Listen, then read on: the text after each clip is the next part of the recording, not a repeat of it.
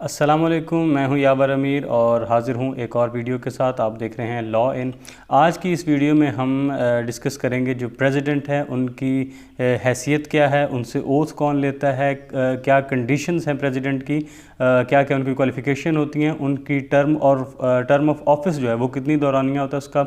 और इनके पास जो पावर होती है माफ़ी की वो क्या है, और इसके अलावा इनको इन्फॉर्म रखना होता है उसके बारे में, और इसके अलावा इनको इम्पीच कैसे किया जाता है, इनकी रिमूवल कैसे होती है उसके बारे में, और उसके बाद इनको किन की नसीहत पर अमल करना होता है और उसके बारे में वो क्या है मामला। और इसके बाद हम डिस्कस करेंगे कि अगर सदर अपना ओहदा छोड़ते हैं या किसी बिना पर उनको रिमूव किया जाता है या कुछ ऐसा मामला पेश आता है तो फिर उनके कायम मकाम सदर कौन होगा या उनके ओहदे को किस तरह से पुर किया जाता है। तो इस जो ये वीडियो है ये है प्रेसिडेंट के बारे में, और हम जिस तरह चल रहे हैं कॉन्स्टिट्यूशन ऑफ पाकिस्तान को हम डिस्कस कर रहे हैं तो उसमें हमने इस तरह से डिस्कस किया कि लॉ गैट के जो स्टूडेंट्स हैं वो भी तैयारी कर सकते हैं, लेकिन जो ये पोर्शन है इसका आर्टिकल 40 से लेकर 49 तक जो है, सॉरी 41 से लेकर 49 तक, तो ये जो है ये लॉ गैट के सिलेबस में नहीं है। तो अगर आप लॉ गैट की तैयारी के लिहाज से सिर्फ एक्सक्लूसिवली देख रहे हैं तो उस लिहाज से ये आपके काम की वीडियो नहीं है, लेकिन वैसे जनरल इन्फॉर्मेशन के लिए आप जान सकते हैं, इसका कोई नुकसान नहीं आपको होगा। लेकिन ये बता रहा हूँ कि ये लॉ गैट के सिलेबस में नहीं है, लेकिन बहरहाल मालूमात है, अगर आप कॉन्स्टिट्यूशन के बारे में जानना चाहते हैं तो अच्छी मालूमात है। अच्छा, आर्टिकल 41 चैप्टर पार्ट 3 का चैप्टर 1 यहाँ से स्टार्ट हो रहा है। Federation of Pakistan the president, chapter 1 the president जो है आर्टिकल 1 है वो क्या कहता है, there shall be a president of Pakistan who shall be the head of state, कि पाकिस्तान का एक प्रेसिडेंट होगा जो रियासत का सरबराह होगा, and shall represent the unity of the Republic, और जो रिपब्लिक है इसके इत्तेहाद को, इसकी यकजहती को, इसकी यगानगत को वो जाहिर करेगा, इसके इत्तेहाद को जाहिर करेगा। इसकी क्लॉज 2 है a person shall not be qualified for election as president, तो जो प्रेसिडेंट है उसको वो इसके इलेक्शन के लिए क्वालिफाई नहीं कर सकता, सॉरी कोई भी बंदा प्रेसिडेंट के इलेक्शन के लिए क्वालिफाई नहीं कर सकता। किस सूरत में? If unless he is a Muslim of not less than 45 years of age, यानी एक शर्त होगी कि उसको मुसलमान होना चाहिए, दूसरी उसकी उम्र 45 साल होना चाहिए, and is qualified to be elected as member of national assembly, और नेशनल असम्बली का रुकन मुंतखब होने की भी उसमें क्वालिफिकेशन होनी चाहिए। अच्छा, इसकी अब क्लॉज 3 है, a president shall be elected in accordance with the provisions of the second schedule, second schedule में जो प्रोविजंस दी हुई हैं उनके मुताबिक इनका इंतखाब होगा सदर साहब का, by the members of electoral college consisting of, एक इलेक्टोरल कॉलेज होगा जो उनका इंतखाब करेगा। अब वो इलेक्टोरल कॉलेज क्या है, उसका ए पार्ट कहता है the member of both houses, ठीक है, जो दोनों हाउसेज हैं, पार्लियामेंट तो टोटल है ना, उसको जो है नेशनल असम्बली और सेनेट ये दोनों, और the members of provincial assemblies जो सूबाई असम्बलियाँ हैं उनके भी जो मेंबर होंगे वो। अब इसकी क्लॉज 4 कहती है election of office of president shall be held not earlier than 60 days and not later than 30 days before the expiration of the term of the president in office, कि उससे पहले नहीं, 60 दिन से पहले नहीं और 30 दिन के ज़्यादा नहीं, 30 दिन का दौरानिया इससे ज़्यादा नहीं, उससे पहले इनके जो है प्रेसिडेंट के इलेक्शन हो जाना चाहिए। अब इससे 60 दिन से पहले नहीं, यानी 1 जून को अगर प्रेसिडेंट साहब के जो ओहदा है उसकी मियाद पूरी हो रही है तो ज़्यादा से ज़्यादा 2 माह पहले हम इसका इलेक्शन करा सकते हैं, ठीक है, यानी अप्रैल और मई और उसके बाद जून, अप्रैल और मई ये 2 महीने हैं, इनमें हम इंतखाब करा सकते हैं। ऐसा नहीं कि हम जनवरी में इंतखाब करवाना शुरू कर दें, तो वो नहीं हो सकता, यानी ज़्यादा से 60 दिन पहले, और उधर अगर इधर उनका ओहदा एक्सपायर होता है तो उसके 30 दिन के अंदर अंदर, ये इससे 30 दिन से ज़्यादा नहीं गुजरना चाहिए कि उनका इलेक्शन दोबारा हो जाए। अच्छा, provided that if the election can not be held within the period, अगर इस दौरानी के अंदर इलेक्शन नहीं होता, aforesaid because the national assembly is dissolve, क्योंकि नेशनल असम्बली अगर तहलील कर दी और इस दौरान इलेक्शन नहीं हो सका, it shall be held within 30 days of general election of the assembly, तो जैसे ही जनरल असम्बली का इलेक्शन होता है उसके 30 दिन के अंदर अंदर ये इलेक्शन हो जाना चाहिए। यानी वैसे तो वो जो पहली सूरत हाल होगी कि 30 या 60 या 30 वाली शर्त है उसके दरमियान आपने रहना है, और अगर ऐसा है कि असम्बली नहीं थी, वो डिज़ॉल्व हुई थी, तो जैसे ही असम्बली का इलेक्शन होता है जनरल इलेक्शन, तो उसके 30 दिन के अंदर अंदर आपको सर का इंतखाब करना होता है। एन इलेक्शन टू क्लॉज 5 है इसी की आर्टिकल 41 की क्लॉज 5 है। An election to fill a vacancy of in the office of president shall be held not later than 30 days from the occurrence of the vacancy। कि अगर president की जो seat है वो खाली हुई है ना आज, तो 30 दिन के अंदर अंदर दोबारा सीट को फिल करना चाहिए, उसका दोबारा इलेक्शन हो जाना चाहिए। Provided that if the election can not be held within the period aforesaid because the national assembly is dissolved, it shall be held within 30 days of general election to the assembly. ठीक है, अगर फिर वही सूरत हाल आ गई कि अगर national assembly dissolve की गई है तो जैसे ही जनरल इलेक्शन होते हैं असेंबली के, उसके 30 दिन के अंदर अंदर ये इलेक्शन हो जाना चाहिए सदर के इंतखाब का। क्लॉज 6 आ गई, the validity of the election of the president shell not be called in question by और बिफोर एनी कोर्ट और अदर अथॉरिटी। के जो प्रेसिडेंट के इलेक्शन हुए हैं इनकी वैलिडिटी को ना कोई बंदा, ना कोई कोर्ट, कोई अथॉरिटी इसको क्वेश्चन नहीं कर सकता। ठीक है, उसके बाद हम जानते हैं कि प्रेसिडेंट की ओथ कौन लेता है। ओथ ऑफ प्रेसिडेंट आर्टिकल 42 है कॉन्स्टिट्यूशन ऑफ पाकिस्तान 1973 का। Before entering upon office the president shell make before the chief justice of Pakistan oath in the form set out in the third schedule. जो तीसरा schedule है उसके अंदर दी हुई है, जो तीसरा शेड्यूल है उसके अंदर दी हुई है ओथ, उसके मुताबिक ओहदे पर आने से पहले जो प्रेसिडेंट साहब हैं वो चीफ जस्टिस ऑफ पाकिस्तान के सामने इसका ओहदे का हल्फ लेंगे। तो प्रेसिडेंट से हल्फ कौन लेगा? Chief justice of Pakistan. अब आ गया कि conditions of president's office. President का जो ऑफिस है उसकी क्या कंडीशन है? The president shall not hold any office of profit in the service of Pakistan or occupy any other position carrying the right of remuneration for the rendering of services। कि जो president of Pakistan होगा वो कोई भी और मुलाजमत नहीं कर सकता, ना ही कोई और ऐसा ओहदा है उसको रख सकते हैं जिसके बदले में उन्हें उनको कोई तनख्वाह वगैरह, कोई इस तरह की चीज़ अगर कोई मिलनी हो, कोई मुराद मिलनी हो, तो वो ऐसा ओहदा अपने पास नहीं रख सकते। अच्छा, आर्टिकल 43 की क्लॉज 2 है, the president shall not be a candidate for election. वो उनको इलेक्शन का कैंडिडेट नहीं होना चाहिए as a member of Majlis Shura, parliament के वो उसके इलेक्शन ना होल्ड करें, उसके लिए कंटेस्ट ना करें, और उसके साथ साथ और आप प्रोविंशियल असम्बली और ना किसी सूबाई असम्बली के वो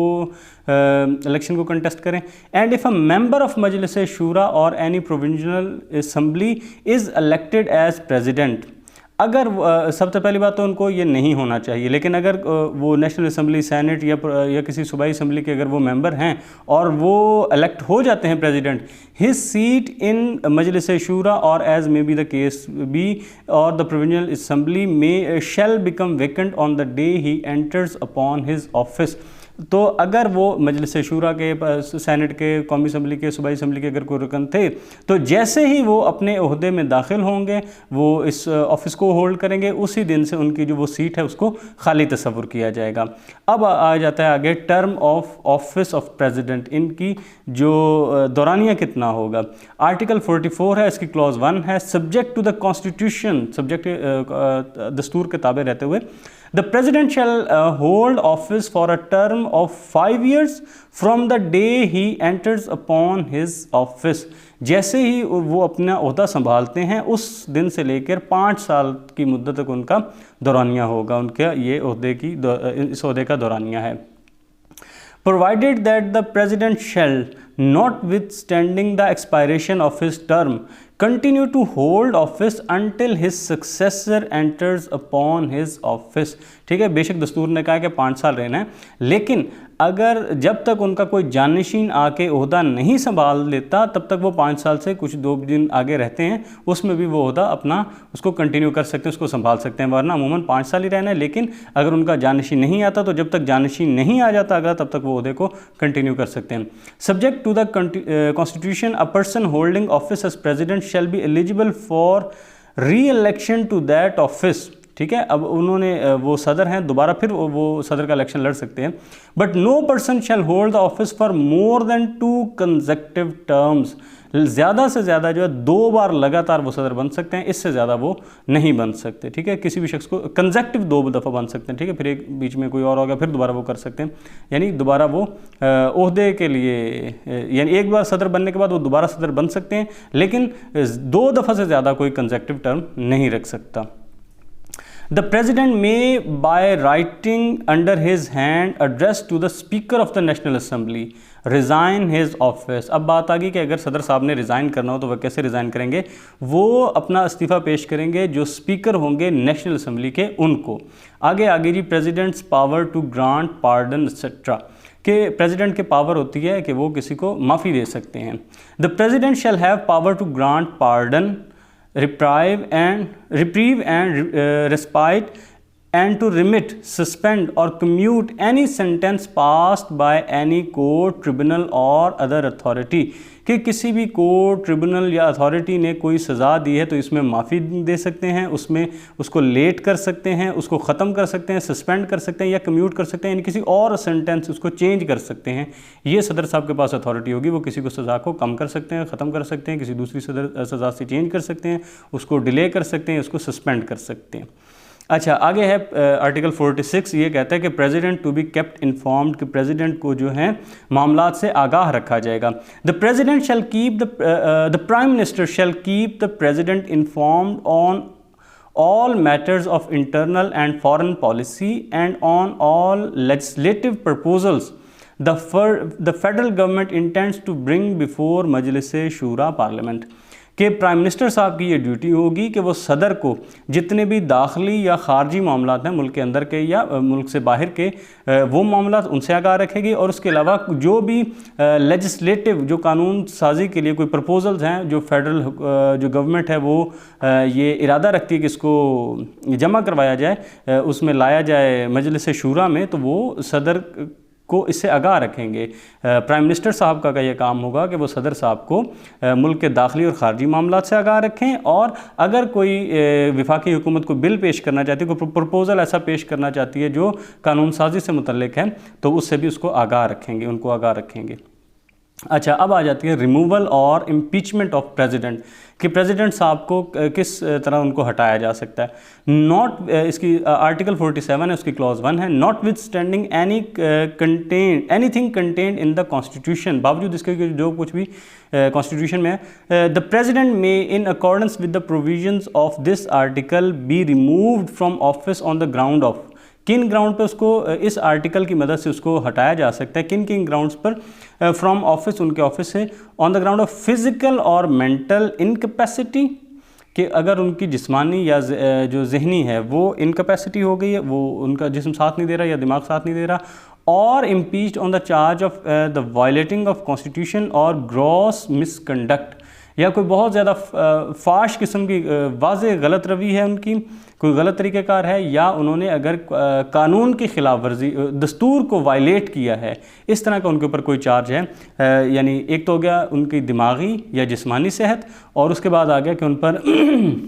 दस्तूर को वायलेट करने का, कॉन्स्टिट्यूशन को वायलेट करने का, या कोई बहुत ही ओपनली कोई गलत काम किया उन्होंने, तो उस पर उनको इम्पीच किया जा सकता है, इस बुनियाद पर उनको हटाया जा सकता है। अच्छा, 47 की क्लॉज 2 है, आर्टिकल 47 की क्लॉज 2 की ये कहती है, not less than 1 year of the total 1/2 of the total membership of either house may give to the Speaker of the National Assembly, or as the case may be, the chairman written notice of its intention to move a resolution for the removal of, or as the case may be, to impeach the president, and shall note, and such notice shall set out the particulars of his incapacity or of the charge against him, कि जो उनकी house की total तादाद हो है उसका कम से कम half जो है वो एक रेजोल्यूशन पास करेंगे, किसमें या तो he may give to the speaker of national assembly, या अगर कोई केस हो तो चेयरमैन के सामने जो है, यानी दोनों हाउस, दोनों जो हाउस है ना, कोई भी हाउस है, अगर नेशनल असेंबली का हाउस है तो वो स्पीकर को देगा, अगर सेनेट तो वो चेयरमैन को ये रिटन नोटिस देंगे अपनी इंटेंशन के बारे में कि हम एक रेजोल्यूशन मूव करना चाहते हैं प्रेसिडेंट साहब को हटाने के लिए, और उसमें वो अगर उनके खिलाफ कोई चार्ज लगा है तो उसको, या अगर उनकी कोई इनकैपेसिटी बतानी तो वो बता के वो इस रिटन नोटिस को आगे मूव करेंगे कि हम रेजोल्यूशन मूव करने का इरादा रखते हैं। अब इसकी क्लॉज 3 है, इफ़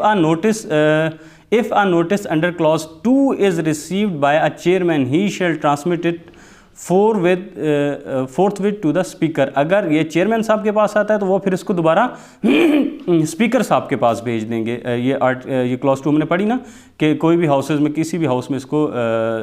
इनिशिएट किया जा सकता है। तो अगर चेयरमैन साहब के पास आता है तो उसको स्पीकर के पास भेजेंगे। आगे स्पीकर साहब क्या करेंगे, the speaker shall within 3 days of the receipt of the notice under clause 2 or clause 3 cause a copy of notice to be transmitted to the president. अब उनके पास आया, चेयरमैन साहब के पास आया, उन्होंने भेज दिया स्पीकर साहब के पास। अब स्पीकर साहब ने वो 3 दिन के अंदर अंदर दोबारा सदर साहब के पास वो उन्होंने नोटिस भेज दिया कि ये आपके खिलाफ तहरीक चलने वाली है, इस तरह का कोई मामला है। अच्छा, क्लॉज इसकी 5 क्या कहती है, the speaker shall summon the 2 houses to meet in a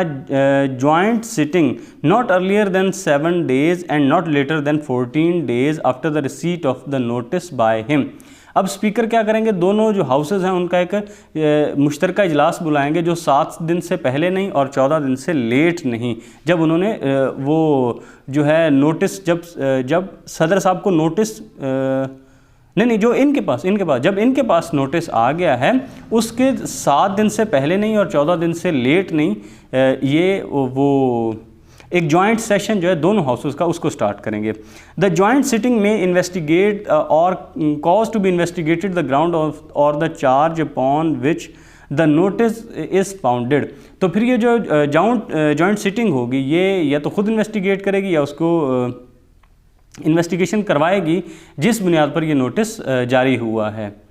उसकी बुनियाद है। अब इसकी क्लॉज 7 कहती है, the president shall have the right to appear and be represented during the investigation if any. अगर उनके खिलाफ कोई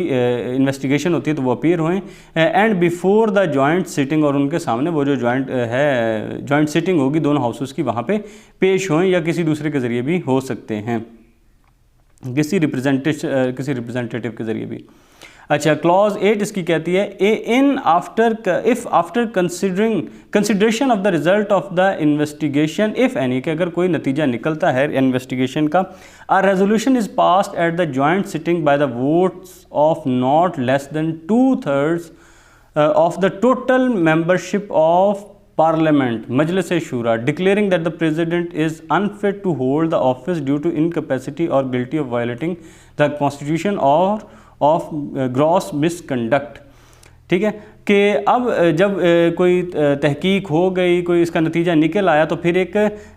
जॉइंट सिटिंग में एक जो है वो वोटिंग होगी जिसमें जो टोटल मेंबरशिप है ना पार्लियामेंट की, इसमें सेनेट भी आ गया और नेशनल असम्बली भी आ गई, दोनों जो पार्लियामेंट का मेंबरशिप है उसकी 2/3 मेजॉरिटी के साथ अगर ये वोट्स आ जाते हैं तो फिर उनको बता, और ये वो इस बात पर मुत्तफिक हो जाते हैं कि प्रेसिडेंट साहब किसी इनकैपेसिटी की वजह से या किसी वायलेशन की वजह से या किसी मिसकंडक्ट की वजह से वो इस ओहदे को नहीं रख सकते, तो फिर उनको ओहदे से आगे लिखा, the president shall cease to hold office immediately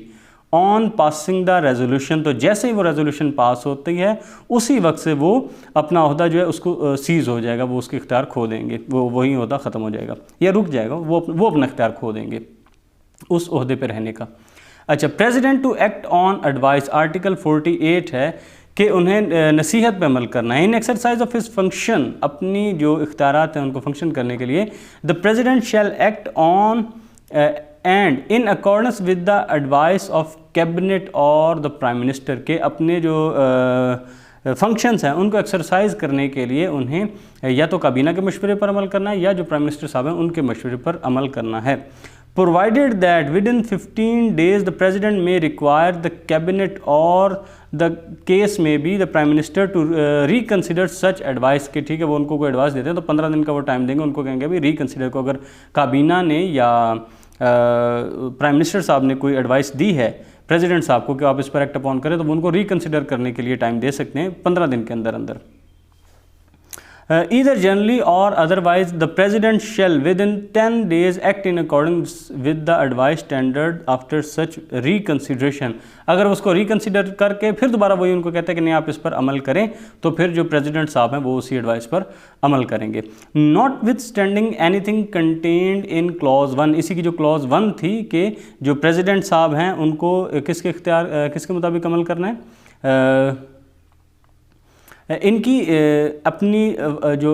exercise of his function as president he must act upon the advice of cabinet and prime minister. वो उसके बारे में कह रहे हैं कि उस क्लॉज के बावजूद कि उन्होंने काबीना और वज़ीर आज़म के मशवरे तो अमल करना ही है, लेकिन उसके बावजूद the president shall act in the discretion in his discretion in respect of any matter in respect of which he is empowered by the constitution to do so. अगर कानून कोई उनको हक देता है कि वो अपनी सवाबदीद पर काम कर सकते हैं तो वो फिर वो काम कर सकते हैं। And the validity of anything done by the president in his discretion shell not be called in question on any ground whatsoever, कि जो वो अपनी सवाबदीद पर जो उनकी डिस्क्रिशनरी पावर है उनके पास, अगर वो उस पर कोई काम करते हैं तो फिर उनसे कोई सवाल जवाब नहीं किया जा सकता, ये उनको इख्तियार हासिल होगा। इसकी क्लॉज 4 कहती है the question whether any and if so what advice has tendered to the president by the cabinet, the prime minister, a minister or minister of state shall not be inquired in or by any court, tribunal or other authority, कि अगर जो president साहब हैं वो काबीना के किसी मशवरे पर अमल करते हैं, प्राइम मिनिस्टर के किसी मशवरे पर अमल करते हैं, मिनिस्टर के या किसी मिनिस्टर ऑफ स्टेट के अगर मशवरे पर अमल करते हैं तो फिर उनको क्वेश्चन नहीं किया जाएगा उस पर। आगे आर्टिकल 5 आ गया, और सॉरी इसकी क्लॉज 5 आ गई, where the president dissolves the national assembly notwithstanding anything contained in clause 1। अगर प्रेसिडेंट साहब नेशनल असेंबली को डिज़ोल्व कर देते हैं, चाहे इसकी क्लॉज 1 में जो भी लिखा है उसके बावजूद वो नेशनल असेंबली को डिज़ोल्व करने की पावर रखते हैं, अगर वो डिज़ोल्व कर देते हैं ही शैल, वो क्या करेंगे, a appoint a date not later than 90 days from the date of dissolution. जब उन्होंने डिज़ोल्व किया है उससे 90 दिन के अंदर अंदर वो एक डेट मुकर्रर करेंगे for the holding of a general election to the assembly, के 90 दिन के अंदर अंदर जनरल इलेक्शन होंगे इस असेंबली के। बी पार्ट है appoint a caretaker cabinet in accordance with the provision of article 224 or as the case में भी आर्टिकल 224A, और उसके साथ साथ वो एक निगरान हुकूमत जो है निगरान काबीना वो मुकर्रर करेंगे जो भी इस वक्त की सूरत हाल होगी, या आर्टिकल 224 के मुताबिक या आर्टिकल 224A के मुताबिक। अच्छा, इसकी क्लॉज 6 आ गई, if at any time the prime minister considers it necessary to hold a referendum, अगर प्राइम मिनिस्टर साहब को लगता है कि कोई रेफरेंडम होना चाहिए और ऑन एनी मैटर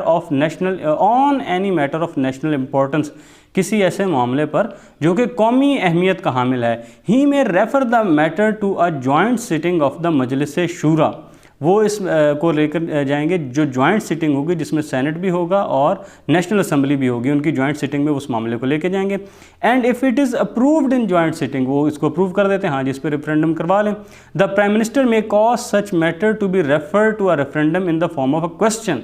ठीक है, वो एक ऐसे क्वेश्चन की सूरत हाल में रेफरेंडम लेके जाएंगे that is capable of being answered bye either yes और नो। तो फिर रेफरेंडम एक ऐसे क्वेश्चन पर हो सकता है, वो क्वेश्चन कैपेबल होगा रेफरेंडम करवाने का जो या येस या नो, इन दो जवाबात में से कोई एक जिस पर दिया जा सकता हो। अच्छा, अब इसकी क्लॉज 7 आ गई, an act of Majlis Shura parliament में lay down the procedure of the for the holding of referendum and the compiling and consolidation of the result of the referendum, कि जो पार्लियामेंट का कोई एक्ट है, जो मजलिस शूरा का कोई एक्ट है, वो रेफरेंडम करवाने का जो प्रोसीजर है उसको और उसके रिज़ल्ट को कंपाइल करने की वो ये सलाहियत रखते हैं, वो ऐसा कर सकते हैं कि रेफरेंडम किस तरह से करवाया जाएगा और उसके रिज़ल्ट को कैसे उसका रिज़ल्ट कैसे कंपाइल किया जाएगा और उसको कैसे कंसोलिडेट किया जाएगा, ये वो सलाहियत रखते हैं, ये वो इख्तियार रखते हैं। अच्छा, उसके बाद आ जाता है कि अगर सदर साहब की जगह किसको कायम मुकाम मुकर्रर किया जा सकता है, chairman or speaker to act as or perform function of president. ठीक है, आर्टिकल 49 उसकी clause 1, the office of the president becomes vacant by reason of death resignation or removal of the president. अगर किसी भी वजह से इनको हटाया जाता है, प्रेसिडेंट को, इनकी सीट खाली हो जाती है, किस वजह से उनकी खुदा न खास्ता मौत हो गई है, उन्होंने रिज़ाइन कर दिया या उनको रिमूव कर दिया गया है, तो चेयरमैन साहब हैं, जो चेयरमैन सेनेट हैं, वो और the chairman or if he is unable to perform the function of the office of the president, अगर चेयरमैन साहब भी इस काबिल नहीं हैं कि प्रेसिडेंट के ऑफिस को फंक्शन कर सकें, वो उसके जो ऑफिस के जो फंक्शन हैं उनको परफॉर्म कर सकें, the speaker of the national assembly shall act as president, तो वो बतौर सदर काम करेंगे अनटिल कौन, स्पीकर साहब काम करेंगे, स्पीकर ऑफ नेशनल असम्बली, पहले चेयरमैन, चेयरमैन के बाद speaker. Until a president is elected in accordance with clause 3 of article 41, ता वक्ते के आर्टिकल 41 की क्लॉज 3 के मुताबिक प्रेसिडेंट को दोबारा इलेक्ट कर लिया जाए। आगे आ जाता है जी, इसकी क्लॉज 2 है, when the president by reason of absence from Pakistan और एनी अदर कॉज, के प्रेसिडेंट साहब मुल्क से बाहर हैं या कोई और वजह है, is unable to perform his function, और वो अपनी ड्यूटीज़ परफॉर्म करने के काबिल नहीं है, द चेयरमैन और इफ़